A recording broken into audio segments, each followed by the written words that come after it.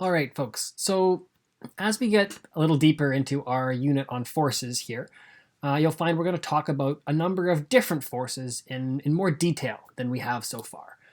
So far, we've gone into a lot of detail about the force of gravity. We did the last two lessons on that. We learned a couple of different equations to help us find gravity. And now we're going to move on. In this lesson, we're going to talk about the friction force, and we'll learn some equations that can help us calculate what friction would be in different scenarios. And then as we move on from this lesson, we'll do the tension force and the elastic force as well. So, friction. Friction is a force that you guys are well acquainted with. This is a term that even people who haven't taken physics, would use in everyday life.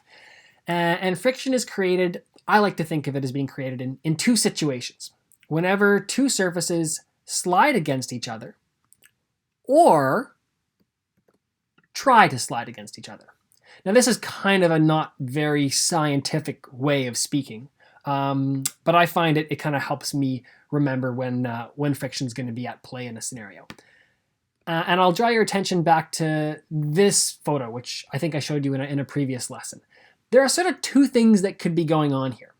Either of these guys are trying to slide the couch, but failing, and they're just pushing really hard, but it's staying still. That would be because friction is big enough that it's preventing them from moving the couch. So friction would be there if they're just trying but not succeeding. It's also possible that these guys are actually succeeding in moving the couch, and it is making progress across the room. In that case, there would still be friction. Friction would be preventing them from moving it faster, and friction is trying to slow it down and trying to bring it to a stop. But it is still moving.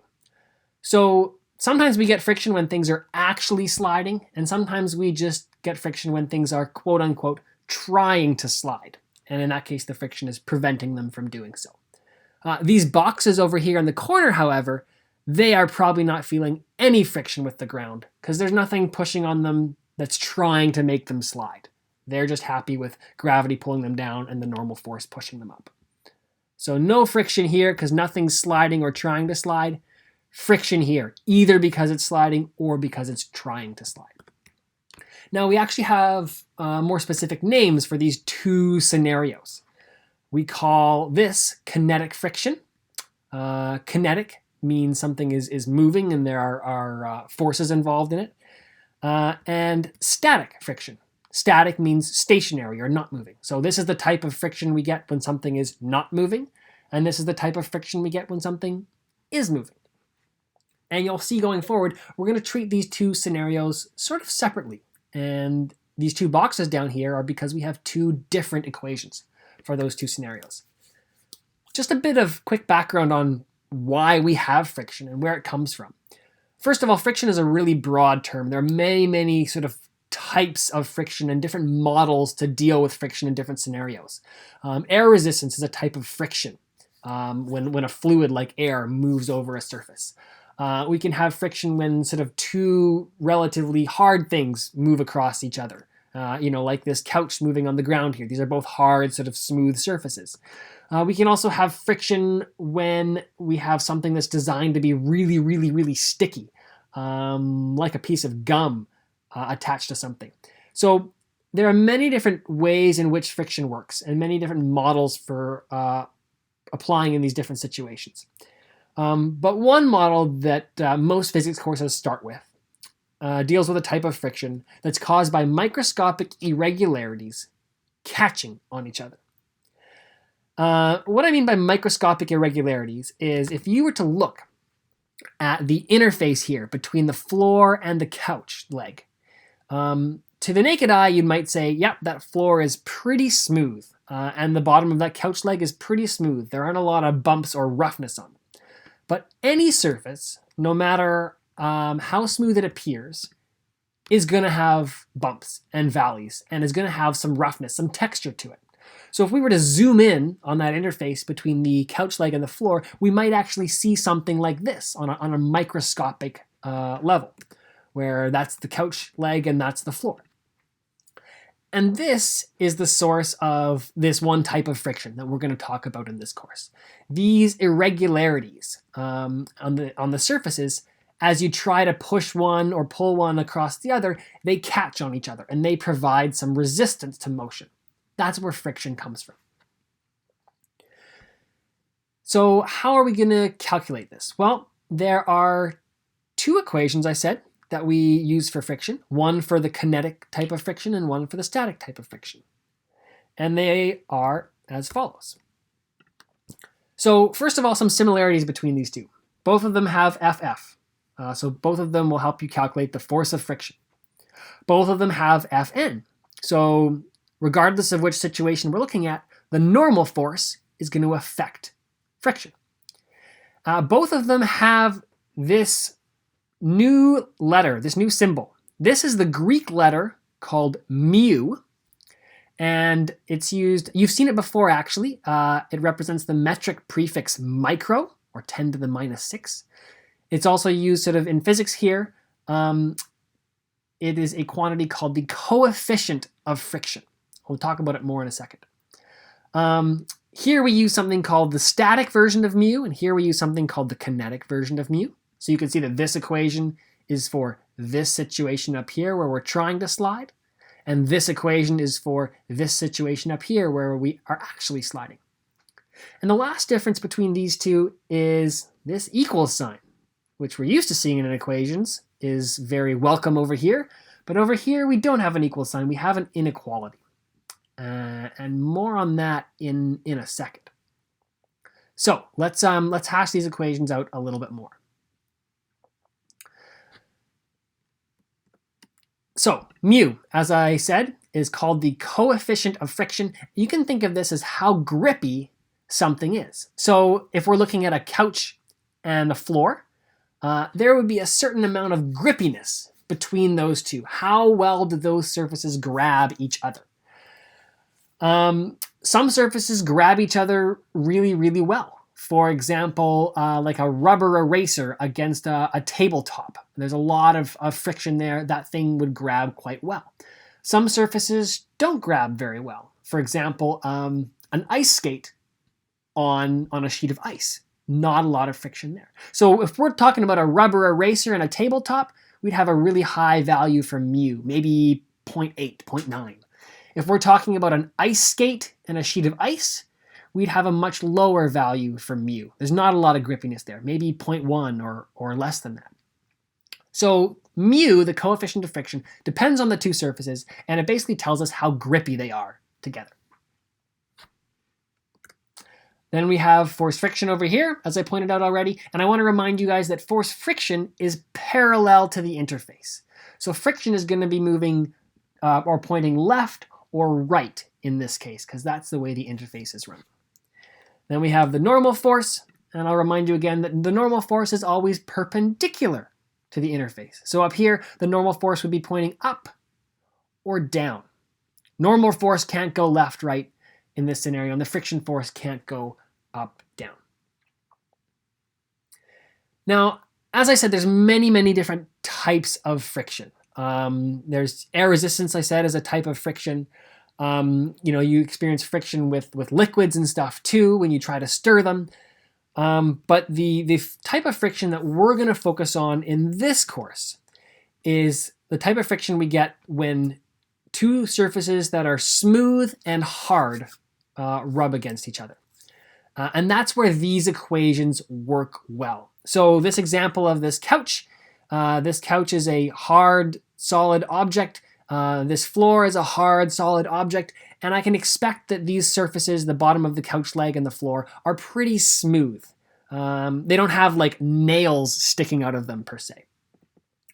And in scenarios like that, two hard, smooth objects against each other, this model that we're discussing for friction works really well. But if you wanted to figure out, the amount of air resistance something was experiencing, or how much resistance you might feel if you try to drag a spoon through a swimming pool, there is friction in those scenarios, but you're not going to use this model. You'll use some other model, some other equations in those situations. A few things I want to note about these two equations. First of all, note that friction doesn't depend on the speed or the contact area of the objects. What I mean by that is In neither of these equations do you see v for speed. Speed does not factor in to how strong friction is. So in this scenario here, let's say these guys are actually moving the couch. It doesn't matter if they're moving it fast or slow, there would be the same friction in both of those cases. People often think before they learn a bit about physics that you get a lot of friction at high speeds and lower friction at lower speeds. That's not the case. There will be the same friction force on this couch regardless of whether it's going fast or slow. There's no mention of speed in either of these equations. And there's no mention of contact area. Again, people often think if you were to say chop the legs off this couch and you had the entire couch sitting on the floor, there'd be a lot more of the couch touching the floor. So maybe we would expect there'd be a lot more friction as a result. But that's not the case. You'll see there's no mention in these equations of the area of contact between the couch and the floor.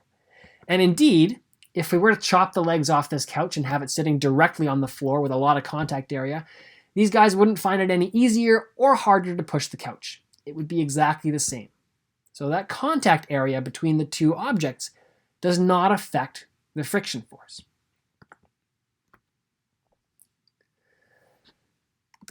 Next point. Mu is usually between 0 and 1. So for something that I said is really, really sticky, really grippy, like a rubber eraser on a table, we're going to be getting close to 1, 0.9 or something like that. And for something that's really slippery, like those ice skates on the ice, mu is going to be close to 0. But generally, for this model and this situation where our surfaces are kind of smooth and hard, mu is always going to be in this range here. If you want to get a little creative and sort of push the boundaries of this model, a good example would be like a drag racer, where they spin the tires before the race starts and they really get those tires heated up and the tires actually start to feel kind of like chewed gum. In a situation like that, you can kind of actually achieve a mu that's greater than 1. You can get really, really sticky tires. But really what's happening in that scenario is we're kind of using the wrong model, because at that point the tires aren't smooth and hard anymore. So for smooth, hard surfaces, mu is going to be between 0 and 1. And mu has no units. And you could kind of see that actually if you looked over here. Let's say you wanted to find the units of mu. Well, we could isolate mu in this equation by bringing Fn over here. And we'd end up with friction divided by Fn equals mu. Well, this is going to be in newtons. This is going to be in newtons. If I have newtons divided by newtons, the units will cancel out and have no units left over. So mu is unitless. It has no units. Just a number between 0 and 1. Final point is mu s, or mu static, is greater than mu k, or mu kinetic. That means that two surfaces have more grippiness when they're not moving than they do when they're actually moving. And you may have experienced this before if you've ever tried to move or slide something that's really heavy. These guys, as they push harder and harder on this couch, they might be saying, wow, it's really, really hard to get this couch going. But as soon as they do, it becomes just a little bit easier. Once it's already moving, it's easier to keep it moving. And if you've ever moved a piece of furniture like this, you kind of know that once it's going, you want to keep it going, because if it stops, it's a little harder to get it going again. That's because between the couch, leg, and the ground, this interface here, this is grippier when the situation is static than when the situation is kinetic. Another great example of that you may have experienced is tug of war. This is actually an image, I think, from the Tug of War Indoor World Championships. And one of the things in a tug of war is if your feet start to slide, you're done. Right? That is when you start to lose the tug of war, if your feet start to slide. It's not because you no longer have friction. You can have tons of friction if your feet are sliding, but you'll have less. So you want to do everything you can in a tug of war to keep your feet from sliding on the ground. because if your feet are not sliding, you're in a situation where you're looking at static friction rather than kinetic friction, and the coefficient of friction, mu, is greater if you're in a static situation than if you're in a kinetic situation. So you have more grippiness if you're not moving than if you are. And that kind of makes sense from this image up here. You can see how if this thing was allowed to settle and not move, these sort of grooves and valleys might kind of mesh together and interlock really well, which would provide a little bit more grippiness. But as soon as one of these starts sliding against the other, they don't have the time to sort of piece these puzzle pieces together and mesh well, and they just kind of bump along the top and are skimming across each other, providing a little bit less resistance. Okay, so we have some new equations, we have some new concepts. Let's try and solve a problem. And let's look at this example right here. The interface between Mr. Q's 0.7 kilogram hole punch and the table has mu static equals 0.2 and mu kinetic is 0.15. So, as we would expect, the hole punch and the table have some grippiness between them, and there's a little bit more grip if they're not moving than there is if they're moving. What is the force of friction on the hole punch if Mr. Q pushes on it with half a newton, with 1 newton, with 1.372 newtons, and with 10 newtons? You can imagine me with my hand on this hole punch trying to slide it across the table, and I'm slowly pushing harder and harder and harder and harder, and we're going to see what happens. First of all, we have a question here to do with forces. We're going to do a free body diagram. So here's my free body diagram. I just kind of laid it all out there. Here's my hole punch. I've got gravity pulling down on it. I've got the normal force holding it up. This is coming from the table, stopping it from falling. This is the force from me pushing the hole punch, trying to move it towards the right. And then here's friction resisting that force. So what I'm going to do here with my free body diagram, I'm going to label all these forces, and really quickly, if there's any force I come across that right away I know what it is, or I can easily calculate it, I'm going to go ahead and do that. So we've got force friction over there on the left, resisting the motion. We've got the force from Mr. Q over here on the right.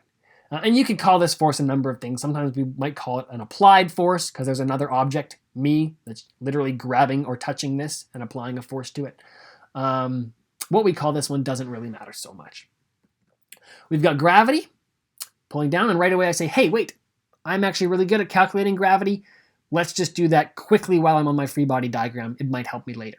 So we know that because we're close to the surface of the Earth, little g is going to be 9.8.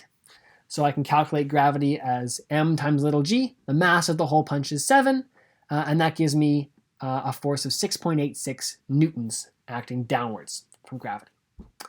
And then finally up here I have the normal force, and like most situations we come across in Physics 11, normal force and gravity are going to be balanced.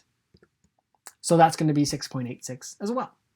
The reason I know these two are balanced is because I've pushed a lot of hole punches across tables, and generally they don't start to levitate or shoot off into the air, which is what would happen if the normal force was bigger than gravity.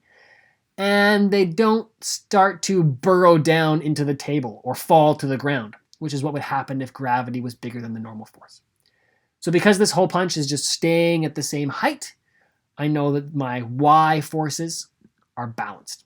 So my normal force has to be 6.86.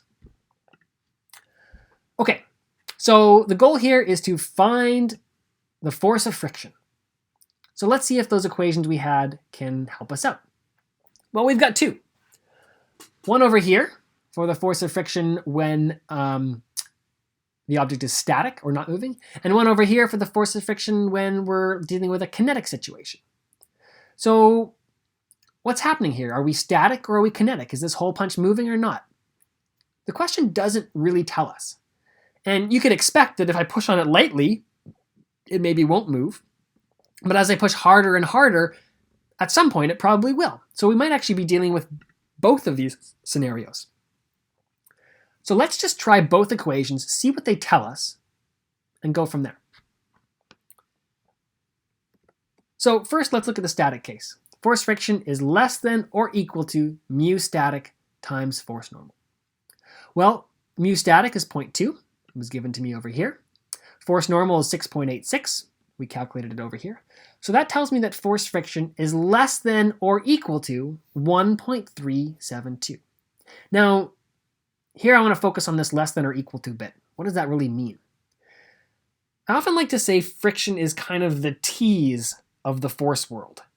It doesn't always know exactly what it's going to be. It waits to see what you do, and then it tries just hard enough to stop you from achieving your goals. So back over here, friction is not acting on these boxes because it doesn't have to. Friction is 0. So you might say, aha, here's a situation where friction is 0. I'm going to push on that box and it'll be really easy to move because there's no friction. But as soon as you do push, friction jumps into play and it stops those boxes from moving. Over here, there probably is a bit of friction because these guys are trying to push the couch, but it might not be that much. And these guys might say, okay, well, I'm pushing with 10 newtons.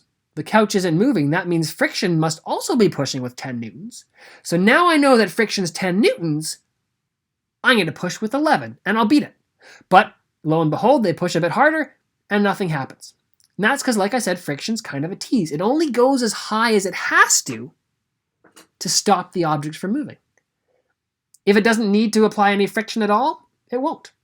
If it needs to apply hundreds of newtons, it will. But it waits to see what you do, and then it tries just hard enough to stop you.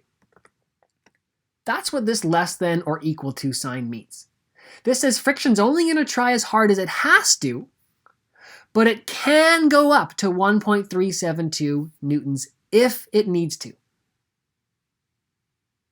So we can see over here, if I push with 0.5 newtons, is friction able to match that?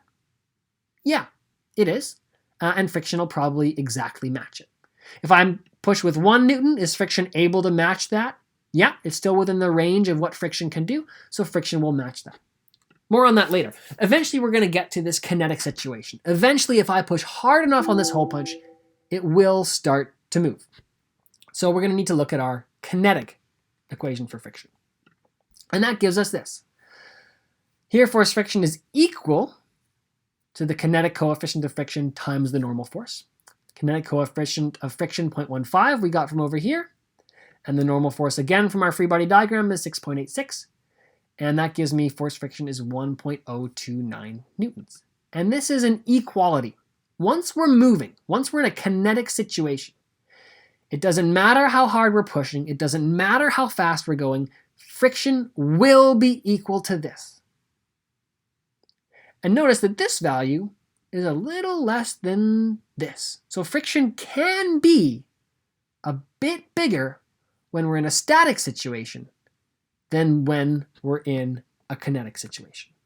And that's, again, this whole idea of, with the tug of war, you can get better friction when your feet aren't slipping than when they are. Okay, so let's see if we can piece together a solution for this problem. It's kind of 4 problems in one, because I gave you 4 different forces I was going to push with, and I said, what's friction in each of those situations? So I'm going to lay my problem out like this. Here's the applied forces, or actually on my free body diagram, I called this the force from Mr. Q, but these, I should probably just label these the same. But I'm talking over here, I'm talking about this force there that Mr. Q is applying to the hole punch. And for each of these applied forces, 0.5, 1, 1.372, and 10, we're going to say what the friction force would be. So first of all, this hole punch starts out static. We're in this situation over here. And friction says, I'm only going to try as hard as I have to stop you from moving. And I can go as big as 1.372 if I have to. So if I push with 0.5, friction says, great, I can do that. And it pushes with 0.5 and the thing doesn't move. These forces are balanced in the x direction. If I then go and push with 1, friction says, great, I can do that. And it pushes with 1. Again, these forces are balanced. The hole punch doesn't move. If I push with 1.372, friction says, ooh, well, I have to be less than or equal to 1.372, so I can still match that. And it does. And again, these forces are balanced. The hole punch is not moving. But now we're in a situation where friction cannot go any bigger than this number. So if I were to push with 1.373 newtons, I would beat friction. And this thing would start to move. So I haven't given that as an example. The next number I've given you here is 10 newtons, which easily exceeds that max that static friction can do. So when I push with 10 newtons, yes, this thing is going to start moving, and we will now be in a kinetic situation, which means as long as it's moving now, doesn't matter how hard I'm pushing, doesn't matter how fast it's going, doesn't matter if it's speeding up or if it's slowing down. In a kinetic situation, friction is equal to 1.029 newtons. And that's the answer here. So this could be 11 newtons, 1.029. 50 newtons, 1.029. 1.4 newtons, 1.029. As long as it's moving, 1.029 newtons. Okay, let's look at the next example. A 3.75 kilogram block is pushed along a tabletop with a force of 4.5 newtons. The coefficient of friction is 0.65. I haven't told you here whether this is the static or kinetic coefficient of friction. And in that situation, just assume it's the one that's relevant to this situation. Here the block is moving along the tabletop. So it is moving. So this will be the kinetic coefficient of friction, the one that's relevant to this problem. And I want you to find here the magnitude of the friction force, so like we did in the previous problem, and also the acceleration. Now, I'm going to do something a little bit more advanced with this free body diagram. Not because I need to for this question, just because I want to show you guys how free body diagrams will start to look if you continue on with physics. We're going to start with the object. Here's my block. Then I'm going to say there's a force of gravity acting on it. But you might recall a few lessons back I said it's good practice to, whenever you can, draw the forces where they act. So gravity actually acts everywhere on this block. It's pulling this part of the block, it's pulling this part of the block, it's pulling this part of the block, it's pulling this part of the block, and we kind of just average all of that out and we say, overall, it's like gravity acts in the middle, or at the center of gravity. So I'm going to draw gravity acting there, at the center. There's also a normal force from the tabletop pushing this block up. But again, I'm going to ask myself, where does the normal force act? Does the normal force push on the side of the block? Does the normal force push on the top of the block? Well, no, it pushes on the bottom of the block. That's where the table's in contact. So I'm going to draw my normal force starting at the bottom of the block. Ideally, I should have these two forces overlapping on top of each other. I've just drawn the normal force slightly to the side so that you can see it's coming from the bottom of the block and gravity's coming from the middle. Now I have an applied force. Someone has got their hand on this block and they're pushing on it, and that's acting on the side of the block. So I'm going to draw it on the side of the block. And finally, there's going to be a friction force trying to oppose the motion of this block. And friction is going to not act on this side or this side. Friction's not acting on the top. It's not acting on the middle. Friction is acting at the interface, along the bottom of the block. So that's where I'm going to draw my friction. So again, this free body diagram looks a little bit more sophisticated than what you're used to seeing in Physics 11.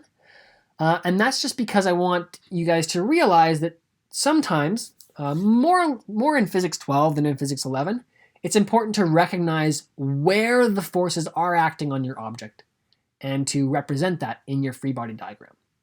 However, for this particular question, we don't need to be this sophisticated. And if you want to draw a free body diagram here that just looks the exact same as this one we just did, that's fine. And this will work no problem for this question. Just keep in mind that all these forces act on specific parts of the object, and it's good to sometimes remember that.